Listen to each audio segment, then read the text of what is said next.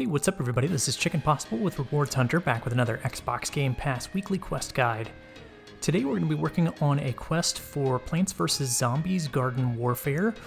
One thing that I would mention about this is that it is the first version of this game. This is not Garden Warfare 2 that we've played in the past on some of these quests. This is the first Garden Warfare. So make sure you've got that version installed. This is worth 100 rewards points, and we need to complete one of the two objectives below. And the two objectives are basically to vanquish either 3 zombies or 3 plants within the game. So once you've got that game downloaded and installed, let's go ahead and start it up, and I'll show you where to go to start up one of the multiplayer matches that we'll need to complete the quest. So we'll just press the start button to get started. It'll go through the process of connecting to the EA servers, and then we'll be able to switch over to the multiplayer section of the game. So just under Garden Ops, the second option here is multiplayer, so you want to highlight that and press A. And the welcome mat, I would definitely recommend. That gets you into a match pretty quickly. You can scroll over to the right or left and look at the other types of games that you can play. These are all multiplayer games, so these should all work fine. Gnome Bomb is a lot of fun. Definitely recommend that one in Garden Warfare 2. But anyway, we'll go ahead and start in the welcome mat and just click on search for game to find a random matchmaking session. And I believe with the welcome mat, you can end up in any of the objective type games. I ended up in a simple Vanquish style match here, Team Vanquish, where basically each team is trying to get to 50 points, and whoever gets to 50 wins the match. And I'll just show you some of the general strategies that I used during my match to succeed and get the 3 kills that we needed to get. So here on this screen, you can choose your team and you can choose which of the types of characters you want to be. So you can hit the right bumper if you want to switch to the other team, the zombie or the plant team, doesn't matter which one you use, and you can choose whichever character type you like here. I started with the pea shooter. I ended up ultimately switching to the cactus style player, but you'll see that in just a minute. So as you're moving around the map, you'll see icons indicating where other opponents are. So you can see the little football player off to the right. I got really lucky here and saw a zombie just sort of standing in a corner and was able to take him out for one of my vanquishes. And then I immediately got taken out myself. And we unlocked an achievement in the process. So we can hit B to respawn if you get killed. And if you decide you don't like your character class that you picked, you can press X on that screen to change. You'll see me do that in just a minute. Another thing that might happen during your match is you might see somebody that's on your team that you need to revive. You'll hold down the B button if you want to do that, but you run a risk by doing that. You're putting yourself in danger and you're making yourself open to attack.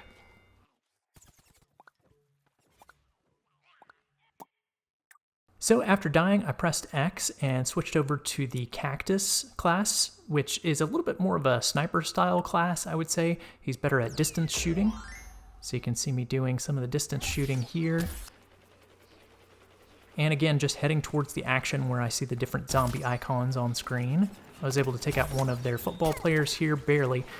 Anytime you hear that little ding sound, where it sounds like something's just finished in the microwave, then that means you've gotten a vanquish. So that's one of your 3 every time you hear that little ding sound that we just heard.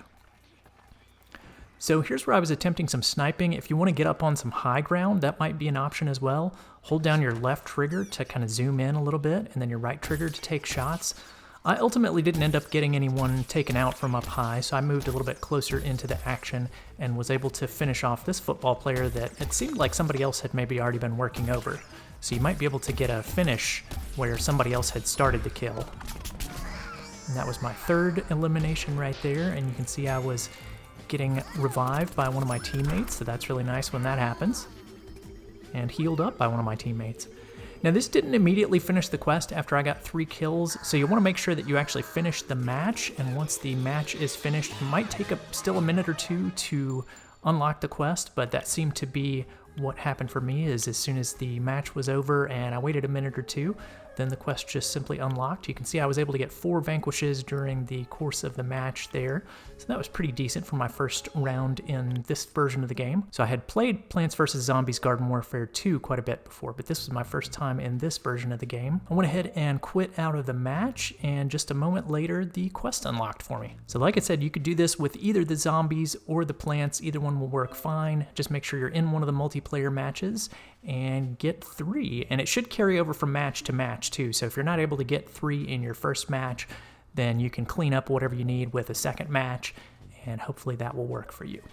So there's the quest completion, so we'll go ahead and turn in the quest and grab those 100 rewards points. I had a couple of other quests that completed at the same time, but that's going to do it for Plants vs. Zombies today. We've got a guide out for West of Dead already.